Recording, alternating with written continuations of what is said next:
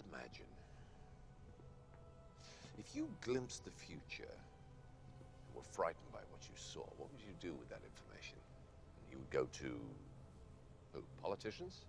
Captains of industry? And how would you convince them? With data? Facts? Good luck. The only facts they won't challenge are the ones that keep the wheels greased and the dollars rolling in. But what if there was a way of skipping the middleman and putting the critical news directly into everyone's head? The probability of widespread annihilation kept going up. The only way to stop it was to show it, to scare people straight. Because what reasonable human being wouldn't be galvanized by the potential destruction of everything they've ever known or loved? To save civilization, I would show its collapse. But how do you think this vision was received? How do you think people responded to the prospect of imminent doom? They gobbled it up like a chocolate eclair. They didn't fear their demise, they repackaged it. It can be enjoyed as video games, as TV shows, books, movies. The entire world wholeheartedly embraced the apocalypse and sprinted towards it with gleeful abandon. Meanwhile, your Earth was crumbling all around you. You've got simultaneous epidemics of obesity and starvation. Explain that one. Bees and butterflies start to disappear. The glaciers melt. Algae blooms all around you. The coal mine canaries are dropping dead, and you won't take the hint.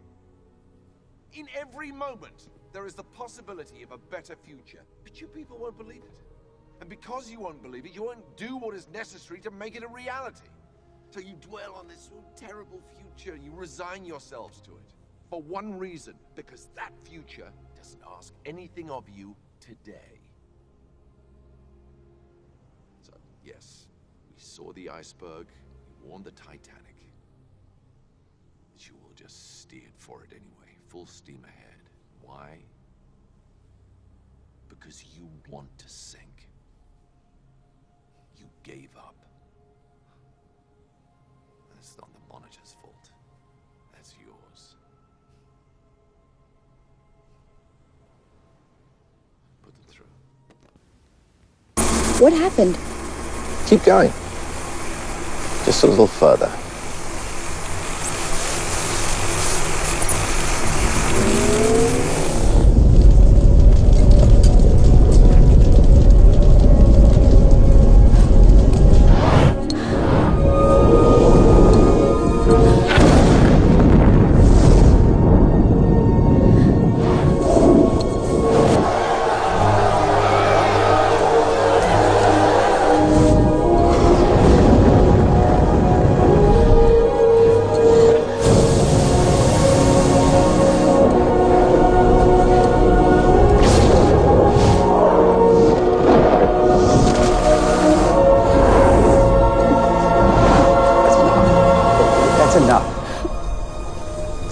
That's enough, kid.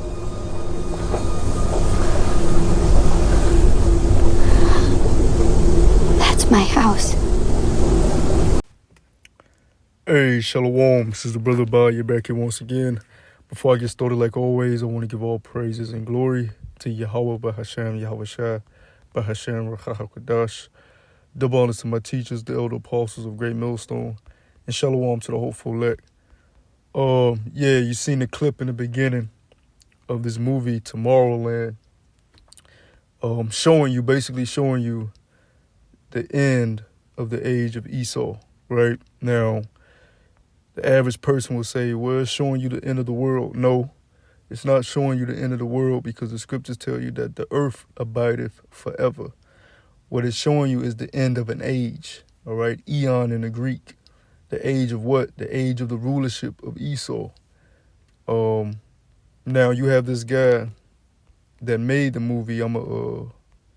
Maybe I'll put a background of his bio in this video also. This guy, Damon Lindelof, something like that. He wrote the movie.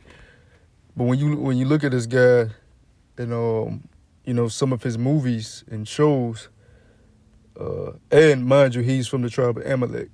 All right. So he's heavy, heavy juiced in because the Lord has given the control of the earth, the authority of the earth to the Edomites, primarily the tribe of Amalek of the nation of Edom.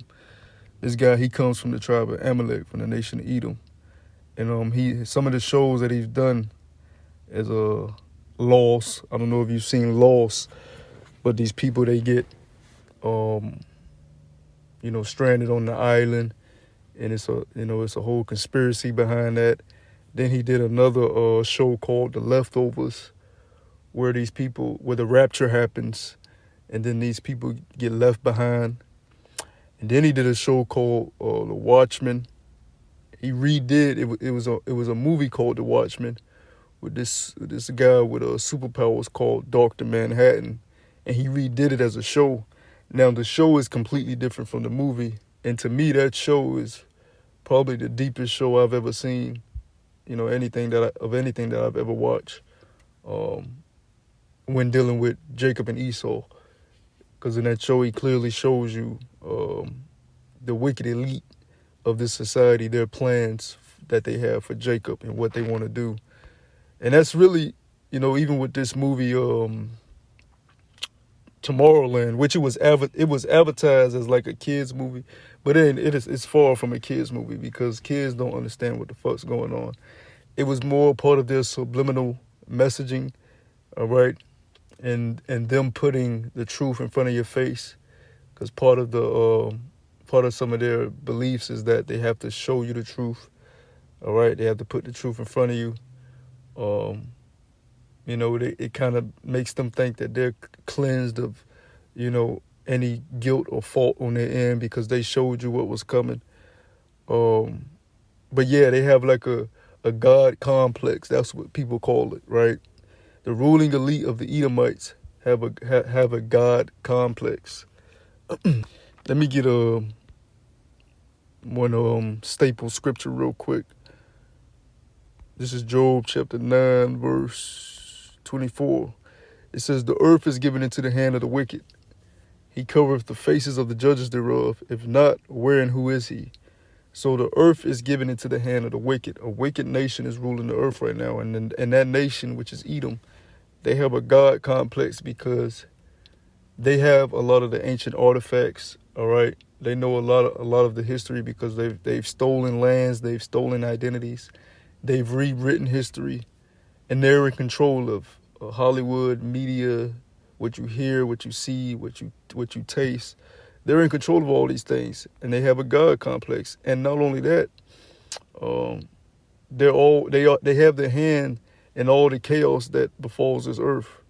All right, the scriptures call the wicked the Most High sword. So since he gave the authority of the earth to the Edomites, he's using the Edomites to judge the people on the earth.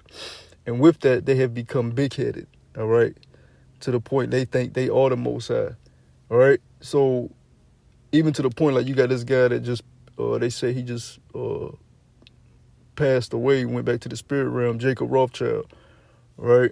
These guys, they've been up in age. They got grandchildren and great-grandchildren already, all right? They've been past the throne, so to say, to their offspring. All right, they were still like the faces of the family, the Rothschilds, but their kids have long taken control over the empire, right? But when you look at a family like the Rothschilds, what have they been known for? They've been known for financing both sides of wars, all right, the wars, all right, and wars that have taken place throughout the earth through their banking enterprise system, right? So when they do that, they think that they're in control of everything. So they'll put things in your face like this movie Tomorrowland, where they show you the nuclear destruction, because they have a wet dream that somehow, some way, them bringing this destruction and bringing this AI technological world, which this movie Tomorrowland, it shows you the AI too. I think one of the little girls, because I've seen it years back when it first came out, but one of the little girls in it, she's like an AI, artificial intelligence. But he puts this in many movies because he has a wet dream of this society that he wants to build. But the scriptures have already told us he's not going to achieve his enterprise, right? Matter of fact, let me get that. I believe that's in the book of Job too. I believe that's also in the book of Job. So I'm in Job chapter 9. Let's go to Job chapter 5. And let's go down to verse 12. This is Job chapter 5, verse 12. It says, he disappointed the devices of the crafty, right? They believe that they're crafty. Let's get that word crafty in the concordance.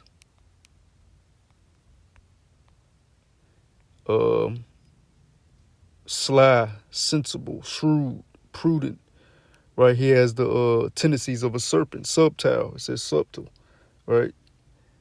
He's a serpent. It says he disappointed the devices of the crafty so that their hands cannot perform their enterprise. He taketh the wise in their own craftiness.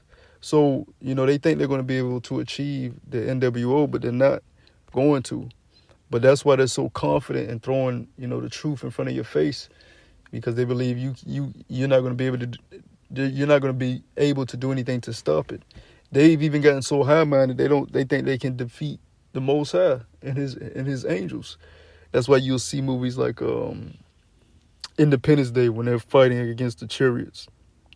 Even another movie that this guy did, Damon Lindelof, right? He did a movie called Cowboys and Aliens, right? Showing you the chariots.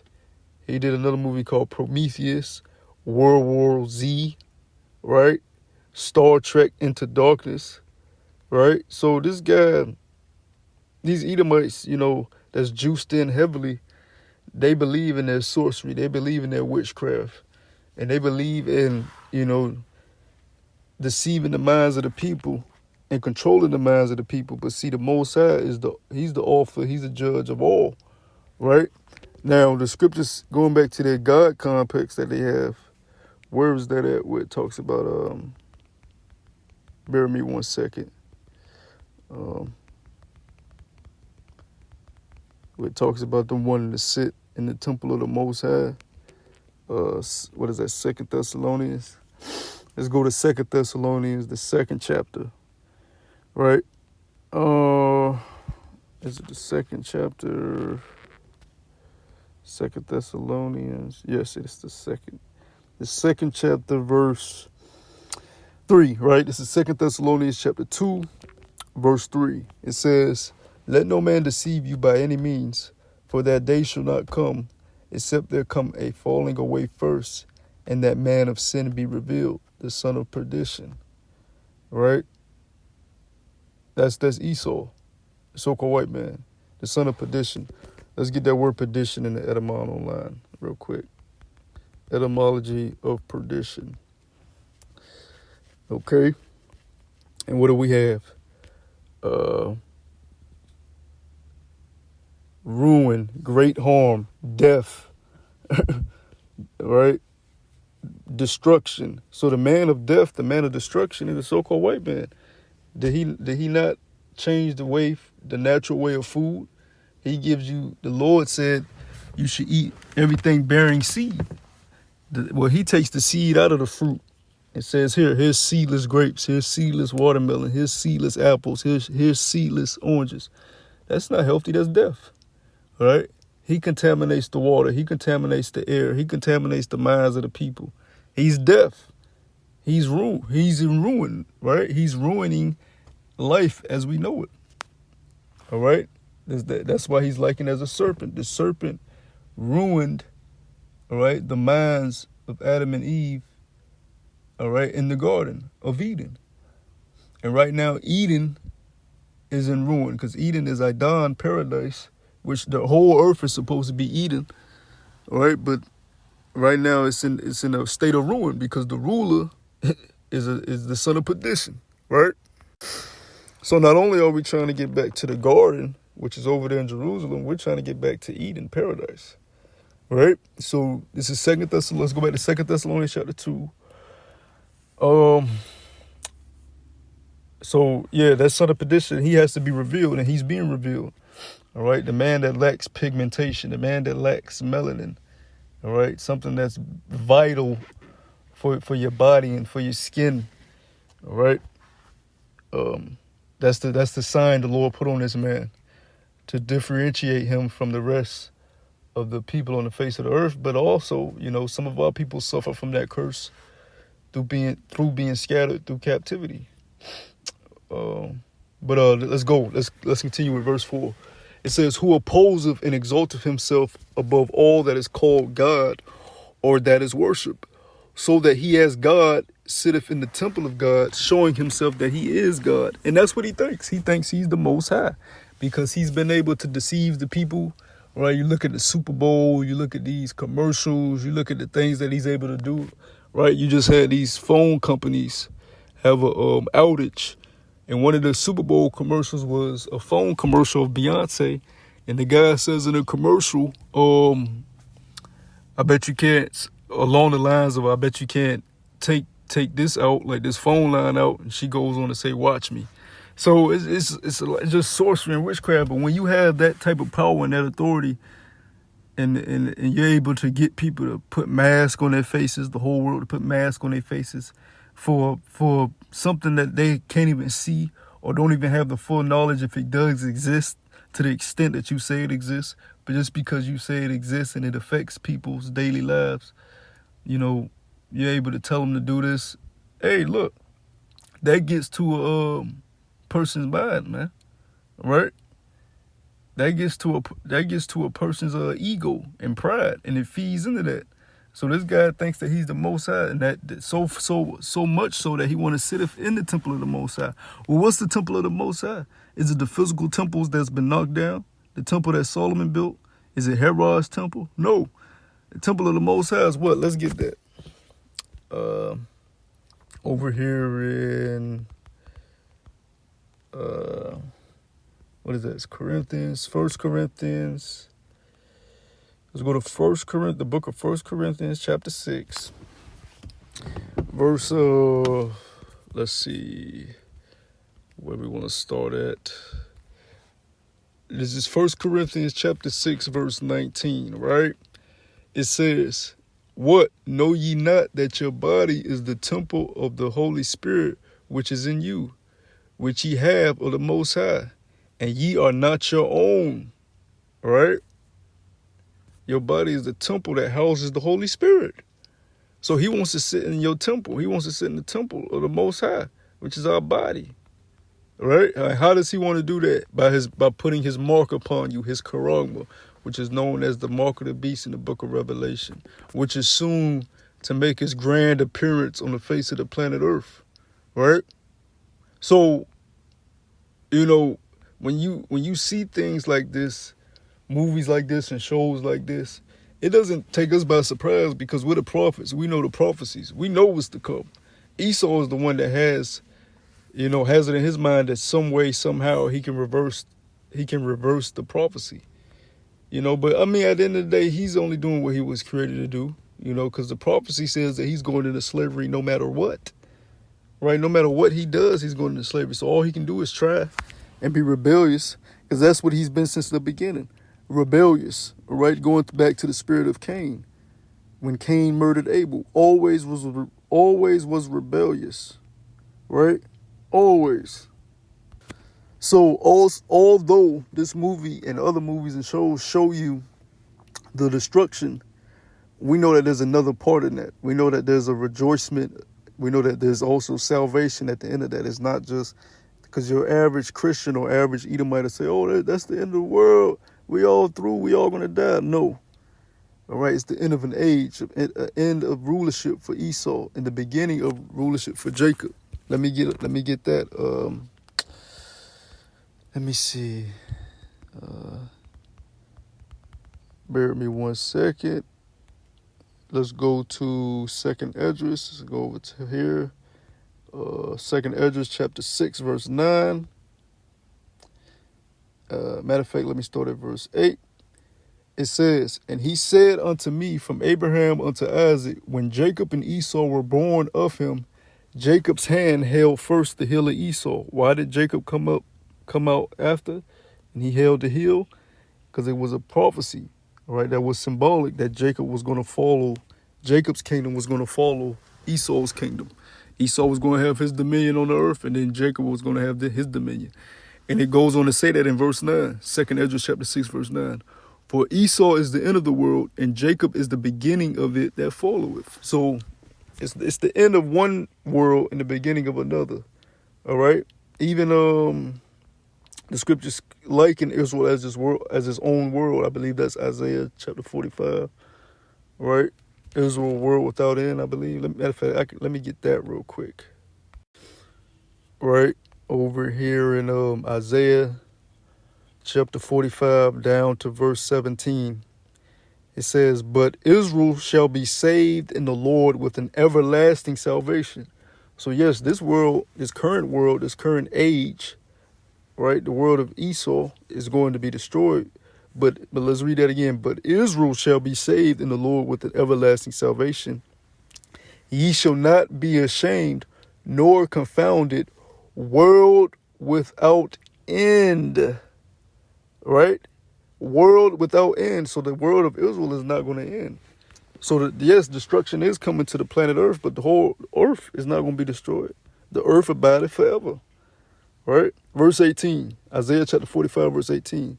For thus saith the Lord power Yahweh that created the heavens, the Most High himself that formed the earth and made it. He have established it. He created it not in vain.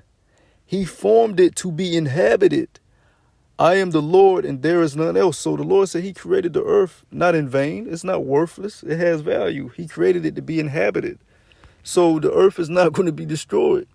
It's going to be inhabited and refreshed and renewed for a new rulership, for a new world to come, which is Jacob's kingdom ruled by Hamashiach Yahweh Shai.